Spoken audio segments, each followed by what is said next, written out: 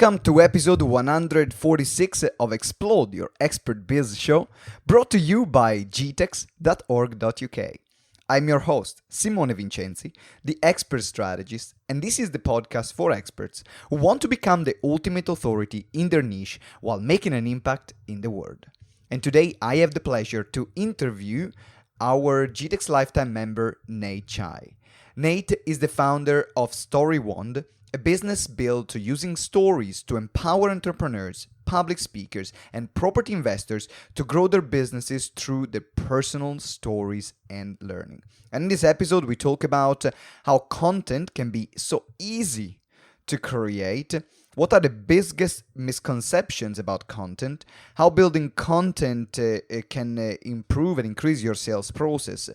Because Nate and his father Ben Chai, they raised more than £1 million in investment and funds and clients just by creating content. But we are talking about the right content. So in this interview, we are diving into what makes the right content. What content should you use for your business to get people that are already pre-qualified to come to your event or to buy from you.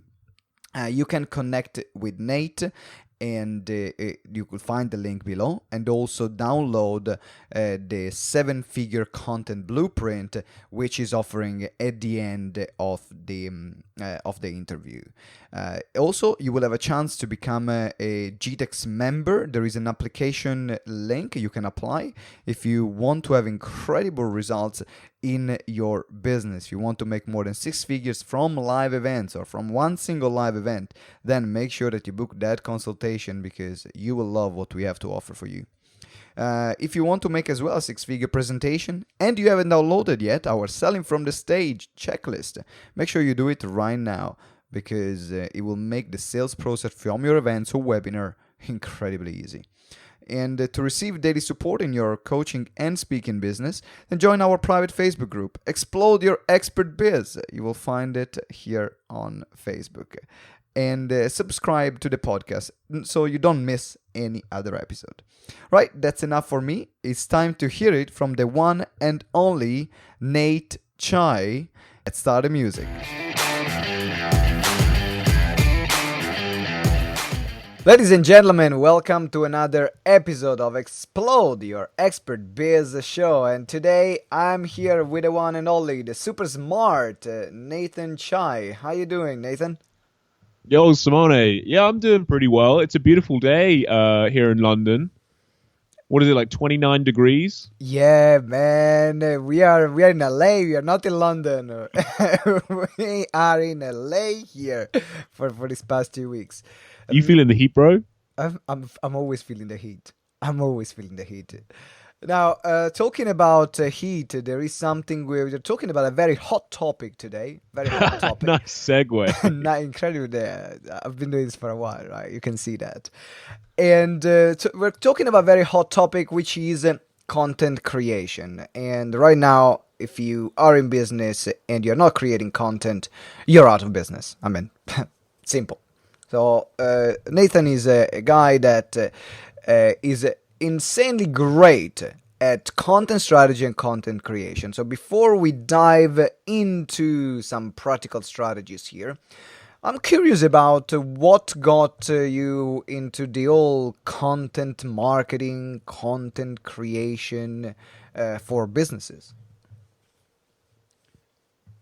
It's a great question, Simone, and I'm glad that you're curious about this because content is this really strange beast that seems really mysterious at first, but actually it's really simple. It's all about telling stories about your business and who you are. In 2010, I'm going to say, I started writing for my university magazine, basically because I was hugely narcissistic and thought, oh, people want to hear things that I've got to say, right? Of course. And I found so much joy in finding out these weird facts about the world or or just sharing things that I was, like you are, curious about. So I remember one of the articles I wrote was about this thing called the hedgehog principle. No, the hedgehog paradox. And it's fascinating, right? I was just like pressing the random button on Wikipedia and I found this article. And this is all about how when humans get closer together, we're actually providing more pain for ourselves as we, like two hedgehogs trying to get close. The closer they get, the more the needles go into each other, but we're both warmer. And I thought, wow, this is fascinating. Why don't more people know about this? So I started writing about this in my university magazine, and then I graduated, traveled the world, and, been through relationships and stuff like that. And I found that the one thing that was consistent, no matter what country I was in, no matter which girl I was with, no matter what I was doing for money, I was always writing. And, I became the editor of the UK's third largest B2B tech magazine. I was freelance writing for a long time. And I kept meeting these incredible people that ran these businesses that sound really boring on the surface, right? Like when it gets down to it, GTeX is what, like an events management company? That's one of the product is yes, there is one of the products, one right? of the product is, which sounds so boring. Like, oh yeah, what do you do? I do events management. What do you do? Great. I'm a sales consultant, right? Yeah. But the thing was, that's not actually what they were doing. That's just the story that they were telling themselves and telling their clients and potential clients. But the fact is, they had so much more value than just for someone to be like, oh, events management company, oh, sales consultant, oh, property investor. I was with a client in Switzerland a couple of months ago, and we had this fantastic workshop. And afterwards, the guy was like, "This has been such a great workshop. I'm going to crack open the champagne." And we were grilling on their veranda, overlooking the beautiful Swiss mountains, drinking champagne. And I said, "Do you know what it is that you actually sell?" And he said, "Oh, we sell property deals." And I said, "No, that's not true. With all due respect, that's not true. What you actually sell is time. You speed up people's ability to retire early, and you speed up their growth of wealth." And seeing the look on this guy's face, where he was like, "Oh my goodness, actually, it's like yeah." the penny dropped in that moment. The penny dropped in that moment, and not only did he was fine with understanding his business in his head, but it felt like there was a disconnect in his heart. He didn't realize the unlimited value that he was providing to people.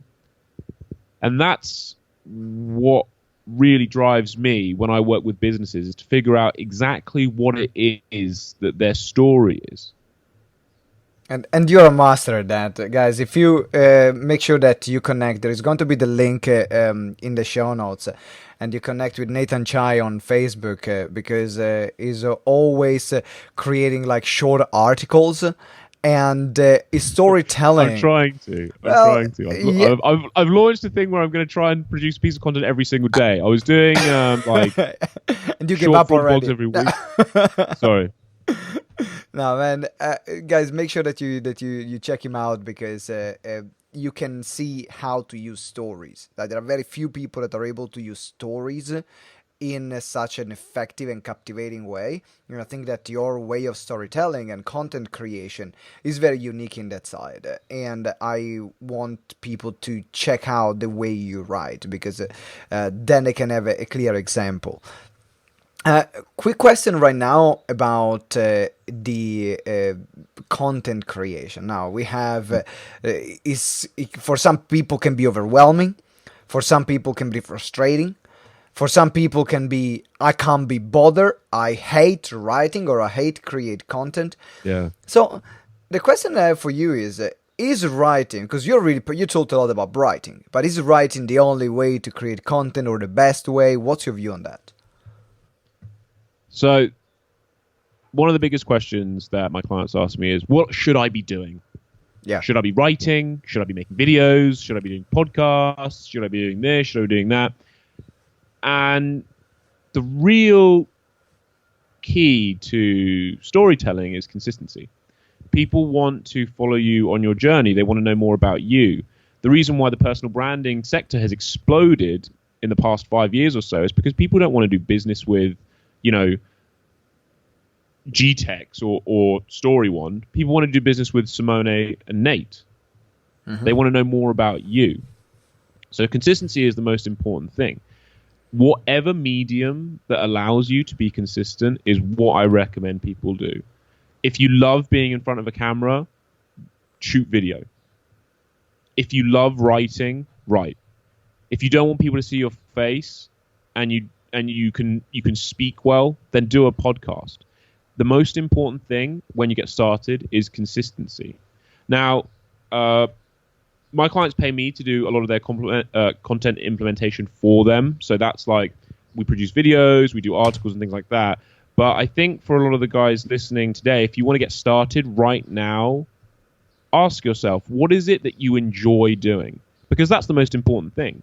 When you're sharing content, you're effectively sharing parts of yourself. And if you're not enthusiastic about creating it, then that's going to show in what you do. And you're just not going to connect with the people who want to give you money to help them with their journey. Absolutely. In fact, when I started with videos. I loved videos, and actually no, I started writing. When I started writing, and then I was like, oh my god, this is so dull and boring. I hate. I mean, I wrote 4 books, a pain in the ass. I'm publishing my 5th one. I'm procrastinating like hell. And I don't like writing. Give me a camera. Hey, the show is starting. Give me a microphone. Hey, let's start a party. And then you will find a different way of outsourcing that content. So we covered now on start with what is your strongest suit. Let's talk about, for our audience, for our listeners that actually have been already in business for a while. They've been already consistent with content, and now they're thinking more about repurposing, distribution. What is your top advice around that area? Where would you start? There's a lot to unpack in what you just said. So let's focus. Brilliant. We got time. I hope so. So let's focus mainly on distribution. Right. Now, the key part about storytelling and content creation is building an audience that really, really like who you are and the message that you're putting out and the values that you have. The real question is, how do we build that audience, right? Now, most people use the kind of pre-social media mindset. I actually posted an article about it today on my Facebook. Add me, and then you can see it. But it was about how a lot of people think about content marketing and focus more on the marketing side of things and think, okay, well, essentially what I'm doing is putting out a brochure for my products or services. And that's not how people buy these days. I'm doing an event on the 10th of July, and mainly focusing on some of the statistics surrounding how buying behaviors now. And the fact is, most people do their research online, right? Mm-hmm. So when it comes to distribution, you've got to look at, where am I generating the leads? For one of my clients, his name is Anders, he generates a ton of leads through LinkedIn. So therefore, the best place for him to put his content is on LinkedIn. I know one of, I don't know if she's a client of yours, Desislava? Yeah. Desislava Dobreva? Yeah. She gets a ton of leads through Facebook. So the best place for her to put her content is on Facebook. Mm-hmm. If you run more of a niche location-based company, like, I don't know, a pub or something that people actually have to come to get, probably the best place that you're going to find leads is on your website. So where should you put your content? On your website. It all boils down to your sales process as well. So the content needs to be linked to the sales process, and that's the biggest thing. Where a lot of people are just putting content for the sake of it because they say Exactly. everyone is saying you need to create content. They're like, okay, Okay. I'm gonna create some content and blast it out. Doesn't matter what. For example, I don't. Everyone is talking about Instagram here, Instagram there, and Instagram is a huge platform. There are a lot of businesses that make a lot of money from Instagram, but with all the time I've been on Instagram, I might have been like got one client, I think. Right. Yeah. And I put one post on Facebook and one post on LinkedIn. I got 15 clients. I'm focusing on Facebook and LinkedIn, and then I'm on Instagram just to see that someone's searching for me. I'm there, and there is consistency, there is a presence. So people say, well, at least they can see the presence, but I'm nowhere near focused. Like you go on my Instagram pictures, and they're all like a weird selfie with my face in the corner popping up on one side, uh, which people started asking me if I get paid actually to make selfies with my face popping up on one corner of the picture. But yeah, so it's about focusing on the right platform. Now, you mentioned a lot of times this word, which is storytelling, and your company StoryWand. There are ways and ways to tell stories. And there are some people that say, well, I'm not really great at telling stories. Yeah. Is there a structure or a modality that you use when you create a post for you or for yourself or for one of your clients, like a model that you use to make sure that that story actually is interesting, is engaging, instead of saying, what the freak is that? So there's two things to what you said. The first thing that I want to talk about is templates. One of the secrets to being consistent with the stories that you share is having a template. And I don't mean, you ever play Mad Libs? No, what's that? Mad Libs is like it's like a story with blank spaces. So it's like one day I went to yes. And and people do it to create comedy. That's not what I'm talking about when I'm talking about a template. I mean a system for telling a story. So I was at a Guardian workshop, the newspaper The Guardian, hosted by a guy called Will Storr, who's one of my favorite journalists and writers. And we really went into the neuroscience of storytelling. Now, without getting too complex, let's go through two strategies, right? So you've got educational content and then you've got entertaining content, right? Educational content should follow a very basic structure, which Socrates, the famous Greek philosopher, spoke about. It's just 3 rules of rhetoric. And that's tell them what you're going to tell them, and tell them what you told them. So a basic introduction, you start with some information like, did you know that 70% of birds are really delicious? In this article, we're going to teach you how to cook them. And then you go through the different birds and how to cook them. And then in the conclusion, at the bottom, you would say, so here's a summary of everything I've said. Gooses are too big for ovens. Chickens work great in curries, and pigeons are delicious for hors d'oeuvres, for example. Kind of a weird example, but it's brilliant. I went with it. So that's educational content. Tell them what you're going to tell them, and then tell them what you told them. Now, content that excites or motivates people is a little harder to do, specifically because the language you use has to be a lot more emotive and a lot more emotional, and a lot of people struggle with that, myself included. That's why I've started writing more fiction, just my personal life. But the key to telling an exciting story or a motivational story is that you need to take people on a roller coaster, right? Where are we starting? Where are we finishing? And then chart that journey. Now, a straight line is boring. You want to go up and up and up, huge failure, and then recover. And that's why negative headlines do so well. You've probably seen those like clickbait articles that are like, doctors hate him. He's managed to lose this much weight in 2 weeks.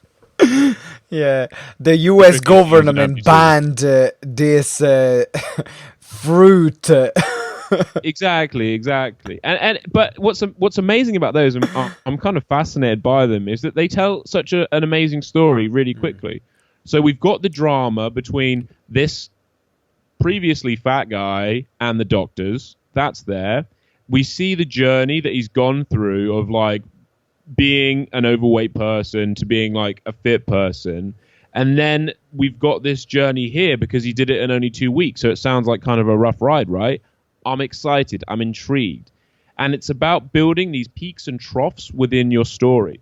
And I know you do a similar thing when you're speaking, Simone, right? Mm-hmm. You build the excitement. People are paying attention. They're paying attention. You give them a very logical message. Then you take the tone down and you go to another emotional place. But instead of building excitement, it's more introspective. Introspective, exactly. And then at the end, you build them up again. And that's kind of how you do like entertaining content or motivational content. Like I said, that is a bit more complex because you're playing with emotions rather than just giving someone information quickly.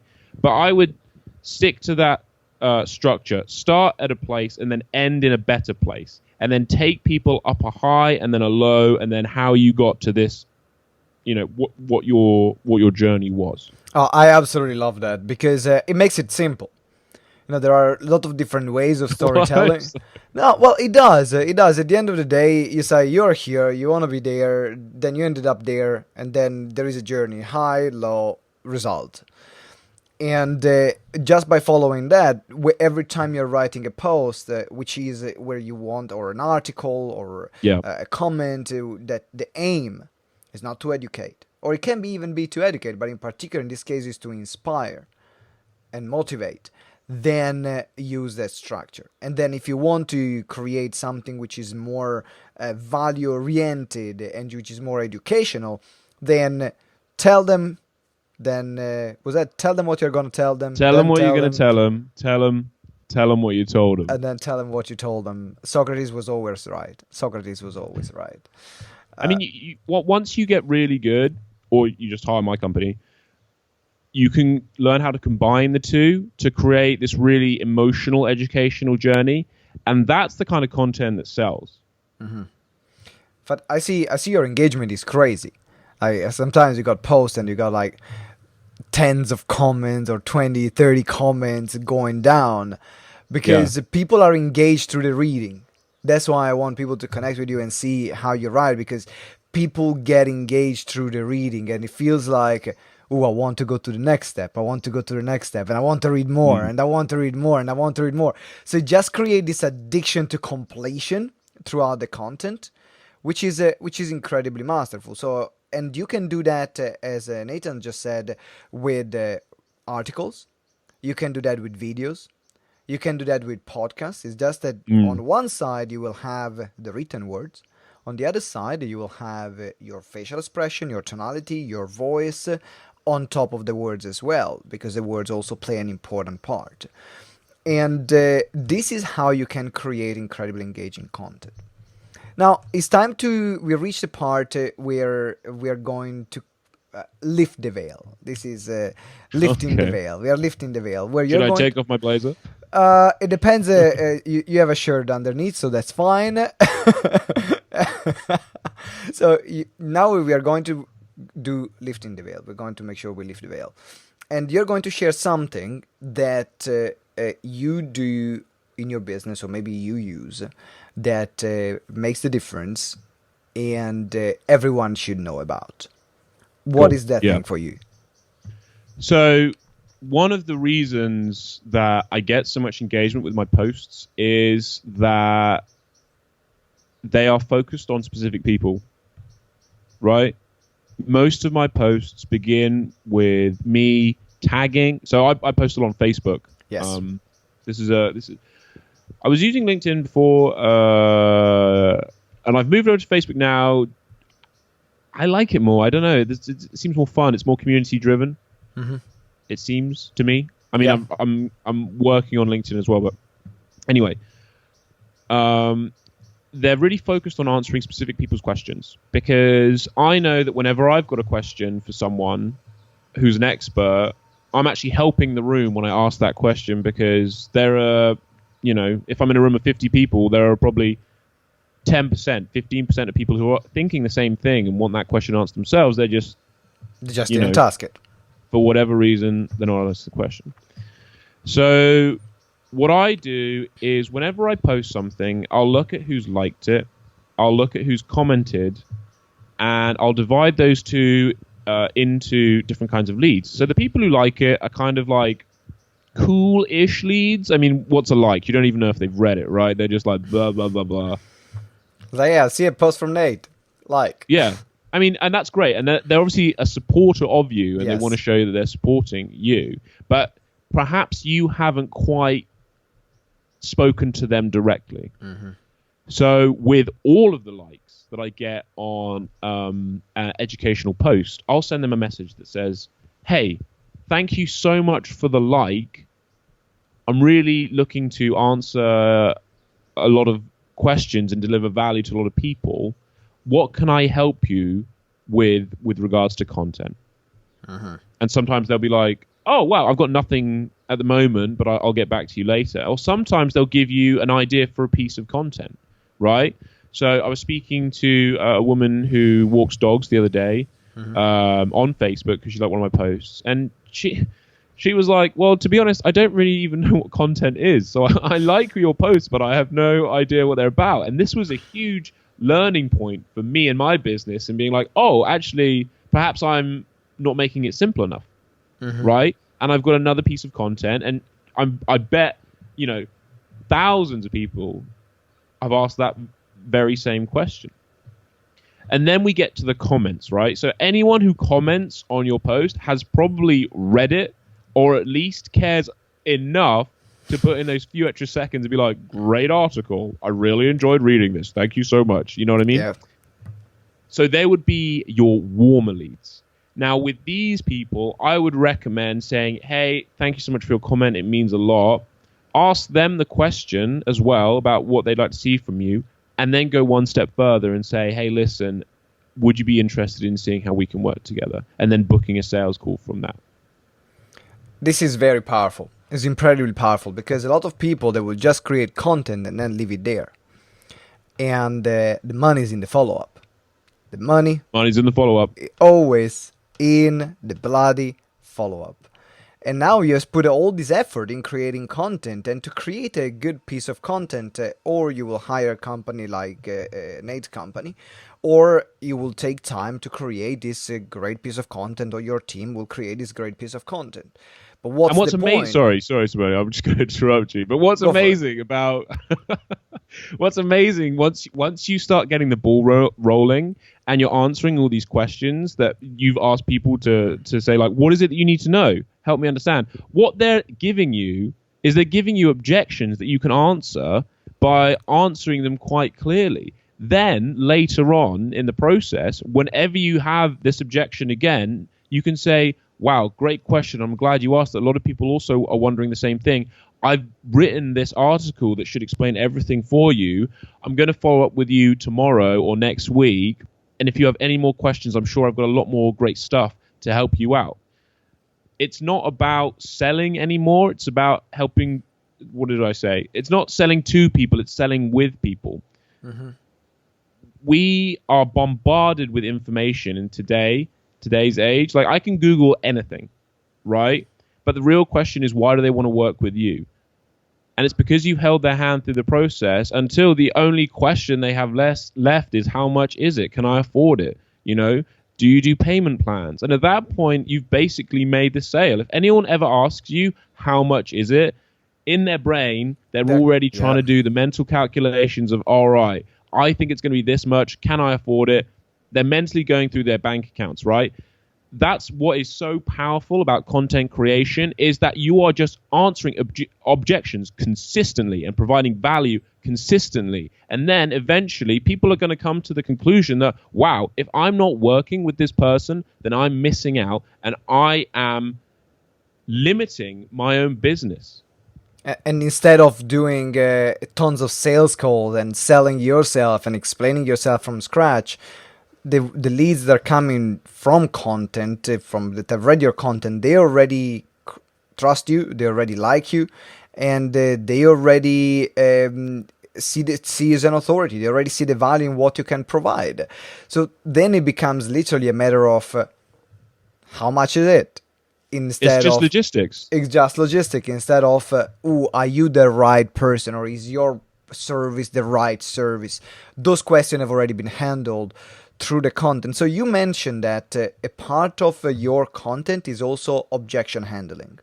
So you create content to handle some objection. So what I want to wrap up this interview with is, can you give me an example of a piece of content that, for example, you use to handle one of the objections that one of the clients had to working with you? So one of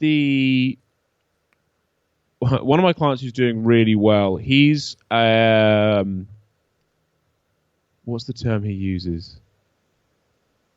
He finds culture change in engineering companies, right? So engineering companies are very well known for being quite stuck in their ways and having a complete divide between the engineers and the management. And that leads to, one, wasted money, two, a lot of conflict between the two groups, and three, like, just poorly managed companies. Mm-hmm.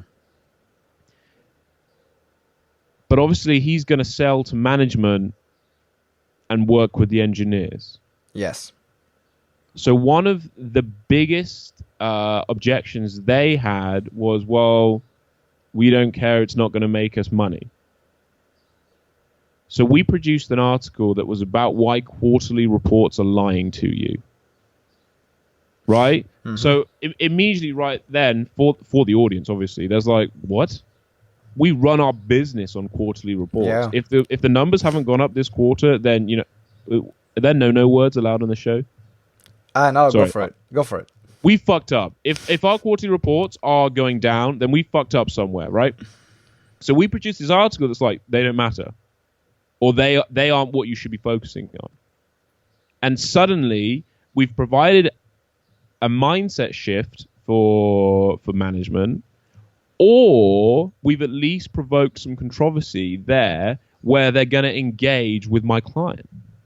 We've also handled the objection of, well, it's not worth it, because the conceit of the article is that quarterly reports don't show anything. It's the end of year reports. I mean, if with engineering specifically, they're on like a 5-year R&D cycle, so they will typically put out new engines or whatever every 5 years or so. So what's a quarterly report really going to show you? If I can produce an engine in 5 years and you're judging me on the quarterly report, you're judging me on a quarter, like, how does that make any sense whatsoever? Yeah. So that's the kind of thing that we're doing. I mean, I'll give you another example, actually, because that was quite niche. But something that every business will run into is it's too expensive. Mm-hmm. Right? It's too expensive. Unless you are too cheap. Yeah.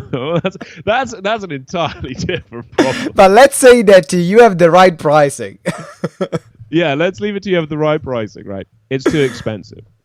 And what I would say to that is there's two real pieces of content that you should put out.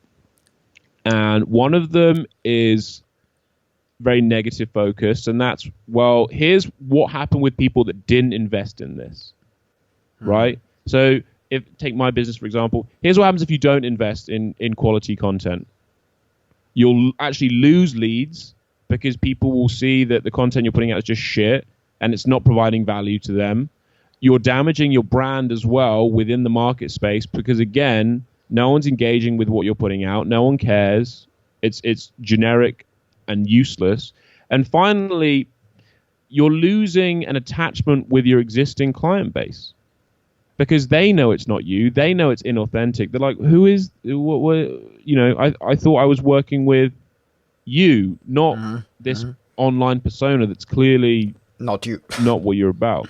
Yeah. Then conversely, you can say, well, here's why content is worth the investment, right? Because leads will qualify themselves. They'll either completely agree with you or completely disagree with you. Obviously, you want these people to work with, but these people are great because at least you know that you're doing something different from everyone else. Similarly, people will understand your brand message. They'll love your values. They'll stick with you through thick and thin. They'll become actual fans of your business. Like we talk a lot about clients, and then we talk about fans. Like fans will shout your name from the rooftops and be like, you have to work with this person. If you're going to do this, you have to work with this person.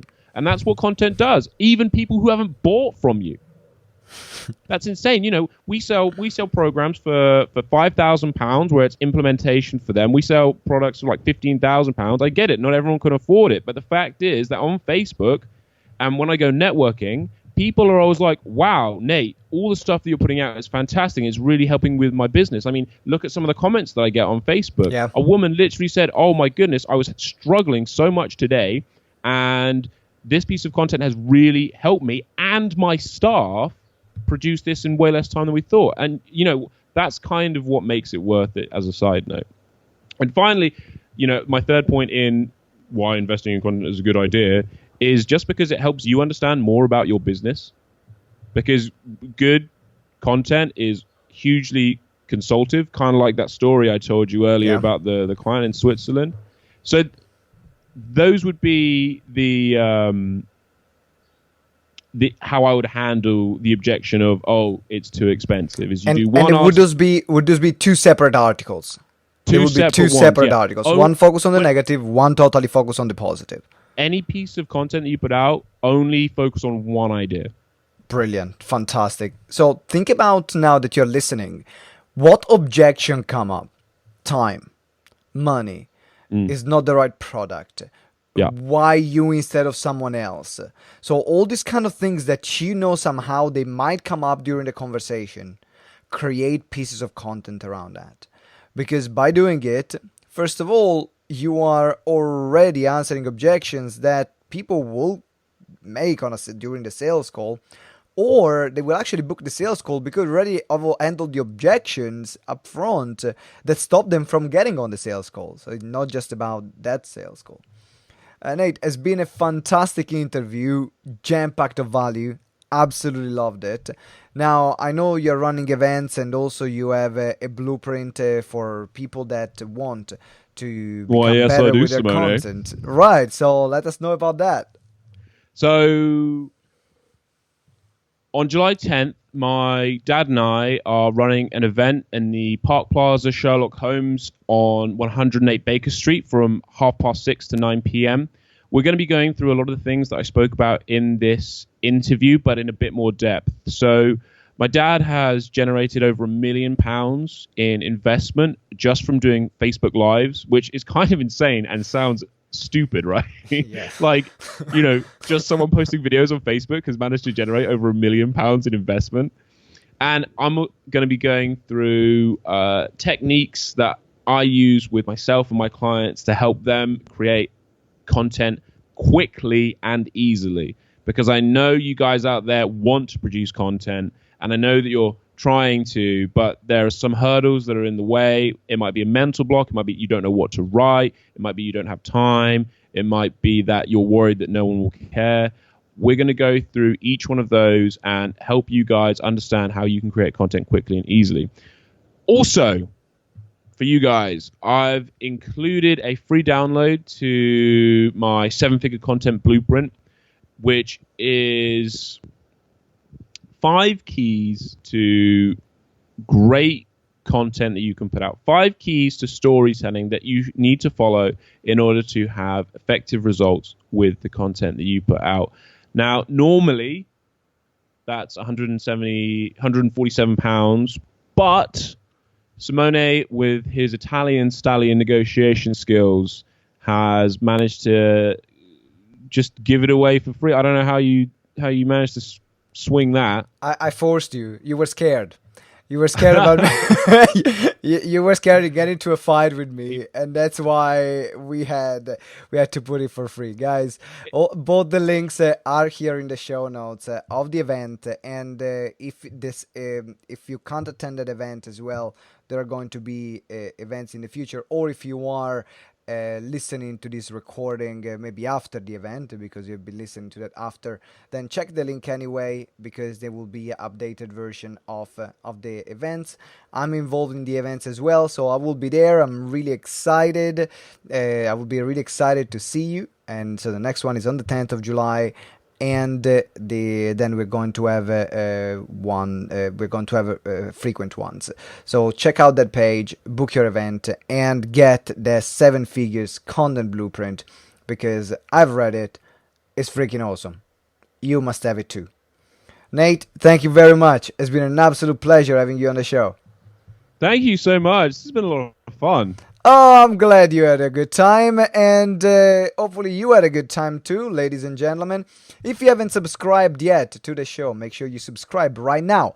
Click that juicy, sexy button right now, there, and then, yeah, done it, good job. And then leave us a 5-star review if you are on iTunes. It will help us spread the word. I'm sure Nate will really appreciate it, and don't do it for me, do it for him. And leave us a 5-star review.